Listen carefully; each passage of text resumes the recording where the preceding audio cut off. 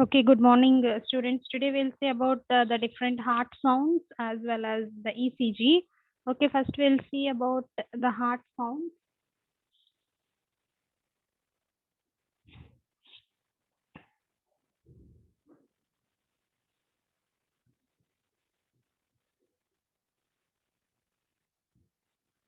Okay, these heart sounds, if you see the sound of the heartbeat, okay, that comes from the blood turbulence, okay, mainly caused by the closure of the heart valves. Okay, what is this heart sounds? It is the sound of heartbeat, okay, that is mainly comes from the blood turbulence, okay, that is the flow. Because of this blood turbulence, see, when you are going to be observe this blood turbulence, mainly because of the closure of heart valves. Okay, these are the heart sounds. Okay, it is a sound of the heart, okay, that comes from the blood turbulence or the blood flow caused by the closure of the heart valves. That means whenever there will be sudden closure of these heart valves, and immediately you are going to be observe this blood turbulence, so you are getting the sound of the heartbeat. Okay, that we will call it as a heart sounds. And during each cardiac cycle, as we have discussed in the previous class, during the cardiac cycle, you have been observed that four heart sounds you are going to be observing, right? See, in case of each cardiac cycle, see, mainly the four heart sounds you are going to be observed. See, but among those four heart sounds, only two heart sounds, that is S1 and S2, are loud enough to be heard by stethoscope. Clear? See, and the remaining heart sounds, that is S3 and S4, you cannot be observed clearly with the help of the stethoscope. Okay, only the heart sounds, that is S1 and S2, are going to be clearly loud enough to be heard through the stethoscope, right? Okay, we'll see what is this S1, S2, S3, and S4, the four different types of heart sounds. Is that clear? See, what is this heart sounds? It is a sound of the heartbeat, okay, that comes from the blood turbulence caused by the closure of the heart valves. We will call it as a heart sounds. Clear? See, and during each cardiac cycle, you are going to be observe four heart sounds. Okay, see, among those four heart sounds, only S1 and S2 are loud enough, okay, to be heard through the stethoscope. Okay, the remaining S3 and S4 we are unable to observe through the stethoscope. Okay, we'll see about the four different types of heart sounds. Okay, first we'll see that is S1. Okay, this S1, you will call it as a first heart sound. Okay, this will be represented as lub. Okay, the S1, the first heart sound, you will call it as a lub. Okay, and it is very louder. Okay, and it's a longer than the second wave. Okay, it's louder and also it is longer than, okay, that is S2, means that is the second heart sound. Okay, and this one is caused by the blood turbulence. Okay, it is mainly caused by blood turbulence, okay, associated with the closure of AV valves. Okay, mainly because of closure of AV valves. Clear? Mainly, see, whenever there is a closure of atrioventricular valves, see, that is, what are the atrioventricular valves? That is tricuspid valves and the bicuspid valves. Clear? See, whenever there is a closure of these AV valves, then immediately you are getting the first heart sound, that is the lub. Clear? See, this lub sound you can clearly observe through the stethoscope. Clear? See, what is this? The first heart sound, you will call it as a lub. Okay, and it is very louder and it is longer than the second heart sound. Clear? See, and generally this is going to be caused by the blood turbulence, okay, that is associated with the closure of the AV valves. Clear? See, whenever there is a closure of these atrioventricular valves, that is both tricuspid and the bicuspid valves, so you are getting this sound of lump. Clear? And next we'll see the second heart sound S2. Okay, this will be represented as dub. Clear? It is shorter. Clear? And it is not as loud as the first one. Okay, not as loud as S1. Clear? See, and it is caused by the blood turbulence. Okay, that is associated with closure of semilunar valves. See, that means whenever, see, this is the difference. Here there is a closure of AV valves, you are getting the S1. And if there is a closure of these semilunar valves, you are getting the second heart sound, that is S2. Clear? See, clinically only you can observe only these two kind of heart sounds. Okay, still we are having other two heart sounds, but those two heart sounds we are unable to hear clearly with the help of the stethoscope. Clear? See, but and next one is S3. And this S3, okay, there is no particular name for this S3 and S4. Okay, S3 is because caused by the blood flow. Okay, see, during rapid ventricular filling. Clear? Is already we had seen, okay, caused because of blood turbulence during rapid ventricular filling. Clear? Whenever there is a rapid ventricular filling, then you are going to be observe this S3 sound. Okay, next one is S4. So it is caused by the blood turbulence. Okay, that is during the atrial systole.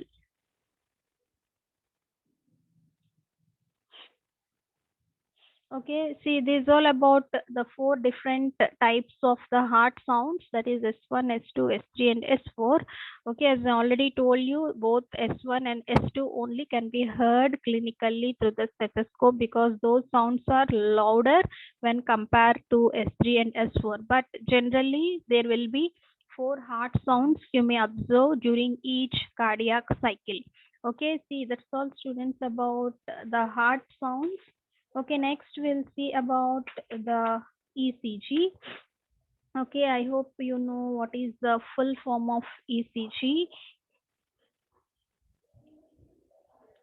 Clear? See, what is the full? What? Electrocardiogram. Electrocardiogram. Electrocardiogram or electrocardiograph? రెండు ఉంటాయి madam. Graph, madam. Electrocardiograph. It is electrocardiogram. Okay, not a graph. Clear? See, graph means it's the instrument. The instrument you will call it as electrocardiograph. Clear? See, generally it's an electrocardiogram. See what happens in this electrocardiogram as action potentials. Okay, we had seen that is the SA node which will be generating the impulses. You will call it as action potentials. Okay, see, that is going to be propagating through the heart and they are going to be generating the electrical currents. Clear? See, inside the heart itself, see, once the SA node which will be generating the action potentials and which also finally they are going to be generating the electrical currents, and that can be detected at the surface of the body. Clear? See, whatever the electrical currents that is going to be passing inside our heart, okay, that can be detected on the surface of the body. Clear? See, simply the ECG is, it's a recording of these electrical signals. Okay, simply the ECG is the recording of electrical signals. Okay, so this is also one of your important question for your exam point of view, the ECG. Okay, ECG is the recording of the electrical signals. Clear? See, and the instrument, okay, used to record these changes is known as electrocardiograph.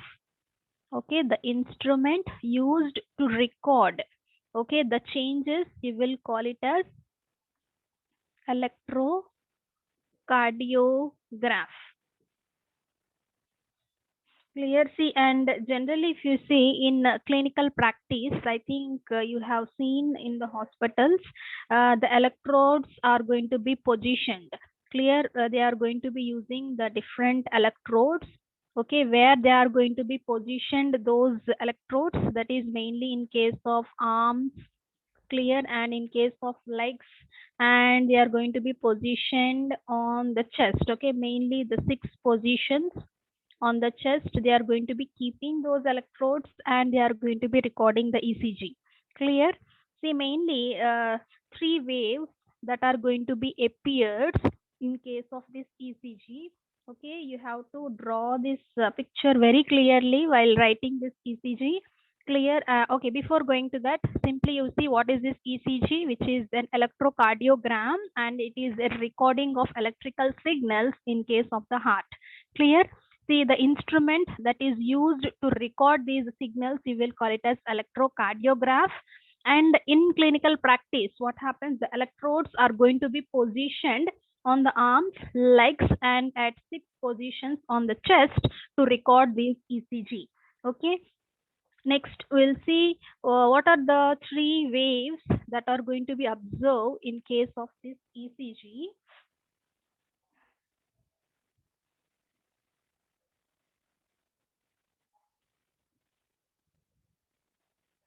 See, this you have to draw it. This is P wave, Q, R, S, and the T. Clear? Generally, in case of ECG, you are going to be observe this thing. Clear? The 3 waves that is going to be appeared in case of this ECG. Okay, we'll see one by one what are those 3 waves. The first one is P wave. Okay, this one. Okay, the P wave. Okay, it's a small upward deflection. Okay, this P wave you will call it as, okay, which is a small upward deflection. You will call it as a P wave. Okay, and this P wave represents atrial depolarization. Okay, it is going to be representing atrial depolarization. Clear? See, that means which will be spread from the SA node, okay, into both the atria.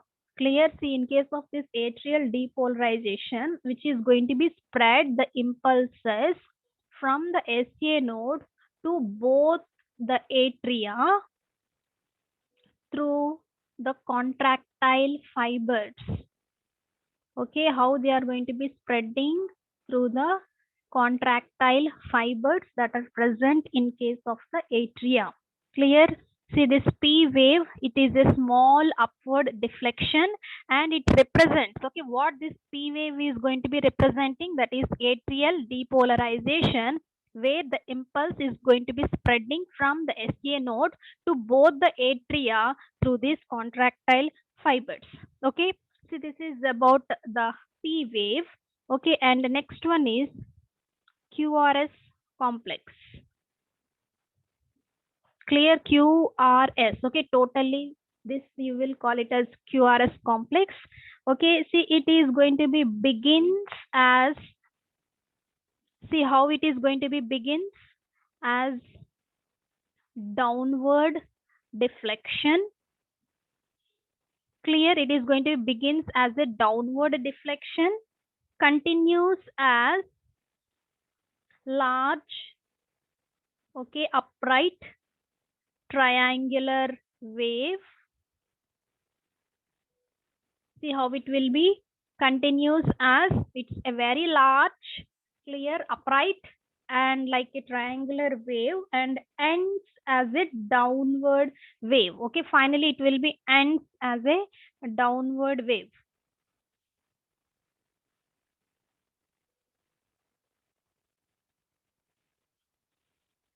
Clear? See, that means mainly it is going to be represents ventricular depolarization, okay, which is going to be represents ventricular depolarization. Clear? See, that means whenever there is any ventricular depolarization, that can be represented by this QRS complex. Okay, see, this is about the two waves. Okay, the P wave represents the atrial depolarization, and the QRS complex that is going to be represents this ventricular depolarization. Okay, and next we'll see the last wave that you will call it as a T wave.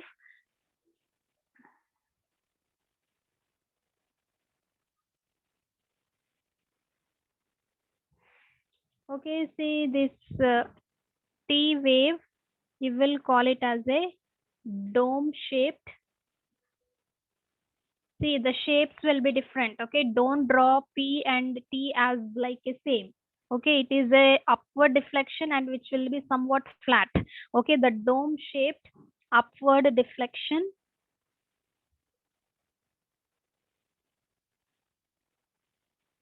Clear, indicates, okay, it is going to be represents the ventricular repolarization. Okay, and occurs just as the ventricles are starting to relax. Okay, mainly occurs just the ventricles starts to relax. See, that means whenever the ventricle starts to relax, at that time you are going to be observe these kind of T waves. Clear? See, and if you see this T wave it is smaller and wider than the QRS complex. Clear? It is smaller and it is wider than QRS complex. See why it is wider and smaller than this QRS complex? Because this repolarization, see whatever I told you, this ventricular repolarization that is going to be occurs very slowly when compared to this ventricular depolarization. Clear? See, the repolarization occurs very slowly when compared to this ventricular depolarization. See, that's why the T wave, which is very smaller and wider than this QRS complex. Clear? See, this is generally about the three different waves we are going to be observed in case of this ECG. Okay, that you remember P wave, QRS complex, and the T wave. Okay, this is generally if a normal person, if they are undergoing for this ECG, you can observe these kind of waves. Clear?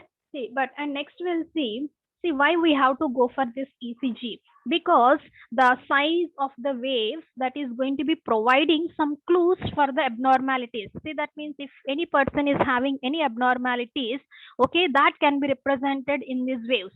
Okay, that we'll see how these waves which will be giving clues for us to detect the abnormalities inside our body. Clear? See, first if you see if there is a larger P wave.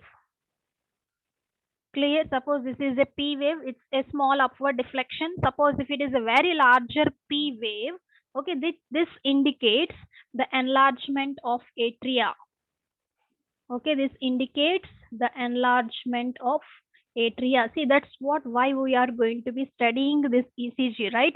See, to detect the abnormalities inside our body, we are going to be studying this ECG. Clear? If there is a larger P wave, it indicates the enlargement of the atria.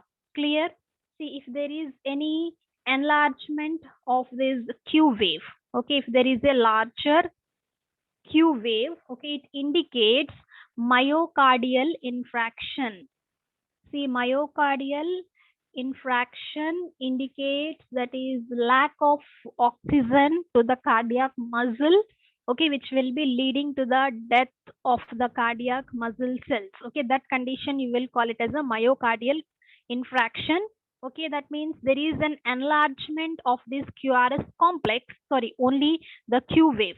Clear? See, this is only Q wave, right? See, if it is longer, that is deeper, this Q wave, it indicates there is a myocardial infraction.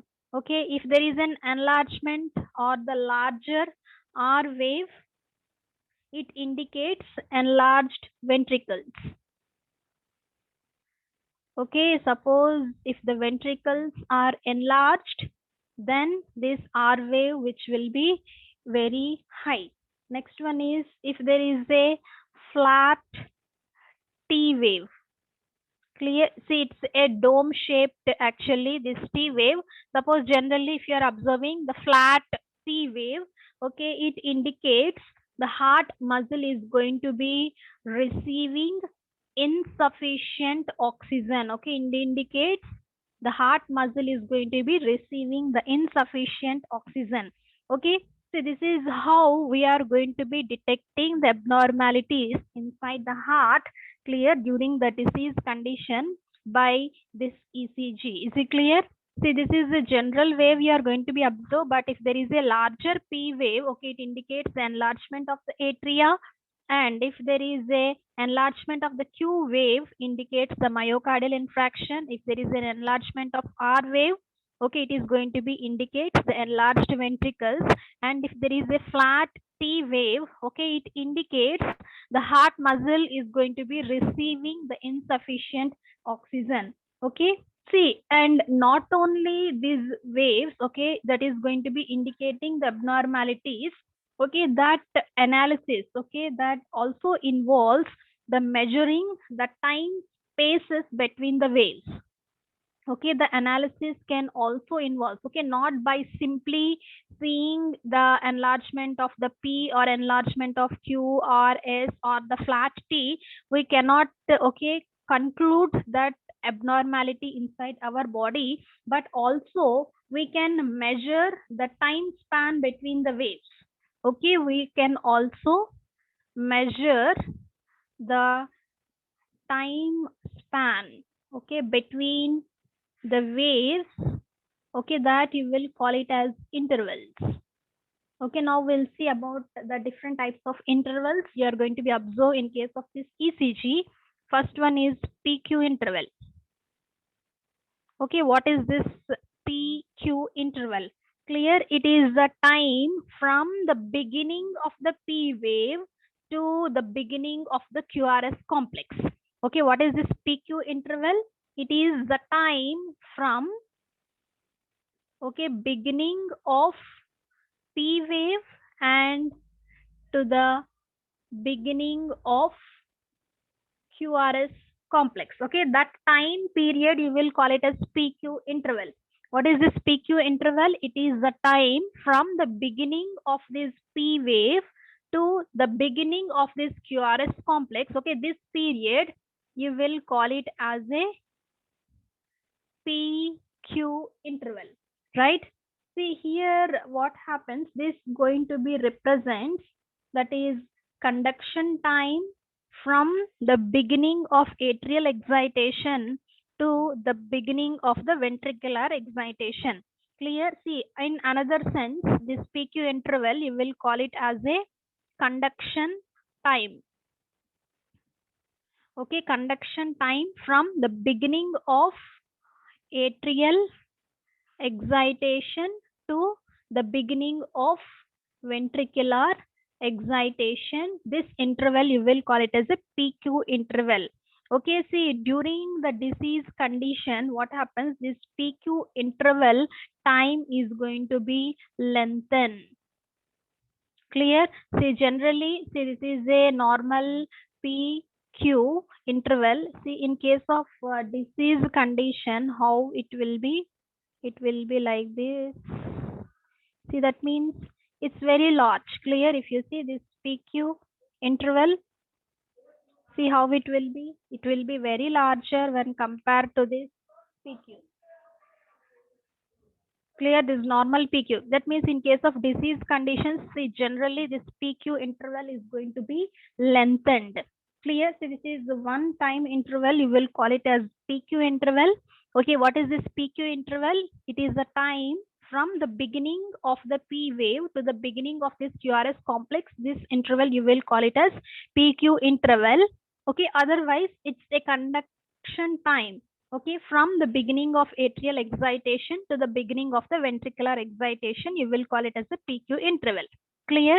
So this PQ interval is going to be lengthened during the disease condition. See, that means if this PQ interval is very long, okay, it also indicates there is an abnormality in an individual heart.